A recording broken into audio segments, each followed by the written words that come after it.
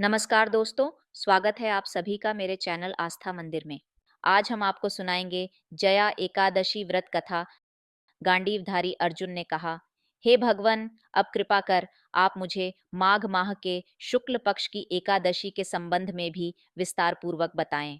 शुक्ल पक्ष की एकादशी में किस देवता का पूजन करना चाहिए तथा इस एकादशी के व्रत की क्या कथा है, उसके करने से किस फल की प्राप्ति होती है। भगवान श्री कृष्ण ने कहा, हे अर्जुन, माघ माह के शुक्ल पक्ष की एकादशी को जया एकादशी कहते हैं। इस एकादशी के उपवास से मनुष्य भूत, प्रेत, पिशाच आदि की योनि से मुक्त हो जाता है। अतः इस एकादशी के उपवास को विधि अनुसार करना चाहिए।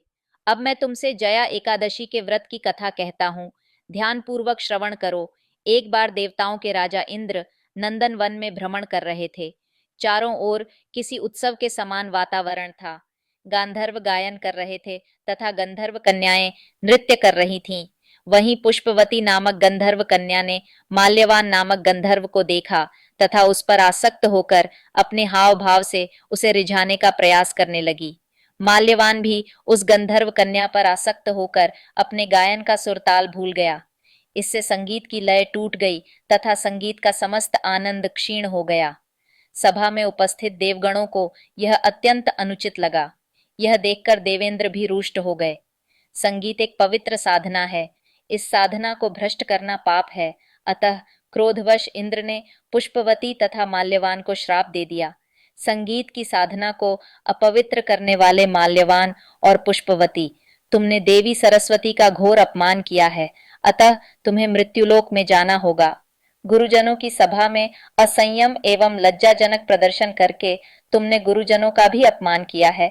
इसीलिए इंद्रलोक में तुम्हारा रहना अब वर्जित है। अब तुम अधम पिशाच असंयमी के समान जीवन व्यतीत करोगे। देवेंद्र का श्राप सुनकर वे दोनों अत्यंत दुखी हुए तथा हिमालय पर्वत पर पिशाच योनि में दुख पूर्वक जीवनयापन करने लगे। उन्हें गंध, रस, स्पर्श आदि का तनिक भी बोध नहीं था। वहीं उन्हें असहनीय दुख सहने पड़ रहे थे।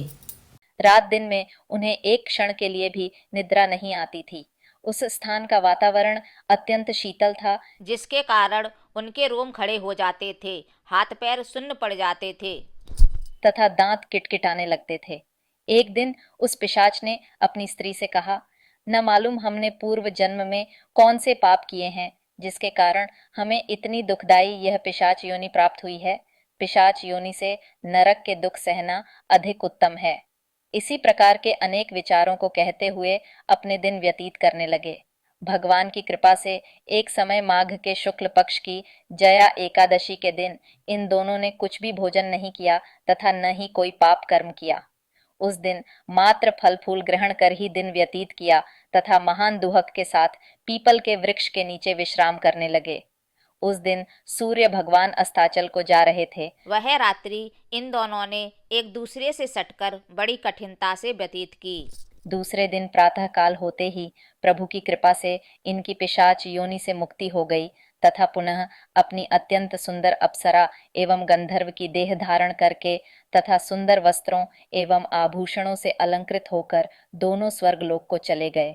उस समय आकाश में देवगण तथा गंधर्व इनकी स्तुति करने लगे। नागलोक में जाकर इन दोनों ने देवेंद्र को दंडवत प्रणाम किया। देवेंद्र को भी उन्हें उनके वास्तविक रूप में देखकर महान विस्मय हुआ तथा उन्होंने पूछा, तुम्हें पिशाच योनि से किस प्रकार मुक्ति मिली, उसका संपूर्ण वृत्तांत मुझे बताओ। देवेंद्र की बात सुन माल्यवान ने कहा, हे देवताओं के राजा इंद्र, श्रीहरि की कृपा तथा जया एकादशी के व्रत के पुण्य से हमें पिशाच योनि से मुक्ति प्राप्त हुई है। इंद्र ने कहा, हे माल्यवान, एकादशी व्रत करने से तथा भगवान श्री हरि की कृपा से तुम लोग पिशाच योनि को त्याग कर पवित्र हो गए हो। इसीलिए हमारे लिए भी वंदनीय हो, क्योंकि भगवान शिव तथा भगवान विष्णु के भक्त हम देवताओं के वंदना करने योग्य हैं। अतः आप दोनों धन्य हैं। अब आप प्रसन्नता पूर्वक देवलोक में निवास कर सकते हैं। हे अर्जुन, इस जया एकादशी के उपवास से कुयोनि से सहज ही मुक्ति मिल जाती है। जो मनुष्य इस एकादशी का व्रत कर लेता है, उसने मानो सभी तप, यज्ञ, दान कर लिए हैं। जो मनुष्य श्रद्धा पूर्वक जया एकादशी का व्रत करते हैं वे अवश्य ही सहस्र वर्ष तक स्वर्ग में वास करते हैं। कथासार संगीत देवी सरस्वती का एक अलौकिक वरदान है। यह एक साधना है, एक विद्या है। इसमें पवित्रता आवश्यक है। उसमें भी जिस सभा में अपने से बढ़े गुरुजन आदि उपस्थित हों, वहां प्राणी को संयम एवं मर्यादा का पालन करना चाहिए ताकि गुरुजनों का अपमान न हो, उनका सम्मान बना रहे। गुरुजनों का अपमान करने वाला मनुष्य घोर नरक का भागी है। धन्यवाद दोस्तों, आज हमारी पूजा यात्रा यहीं समाप्त होती है। अगर आपको यह वीडियो पसंद आई हो तो लाइक और शेयर करना न भूलें। हमारे चैनल को सब्सक्राइब करें ताकि आप हमारी अगली पूजा विधियों और आध्यात्मिक यात्रा की वीडियो मिस न करें। आपके सुझाव और प्रश्न हमारे लिए महत्वपूर्ण हैं, तो कृपया उन्हें कमेंट्स में ज़रूर लिखें। फिर मिलेंगे। जय माता दी।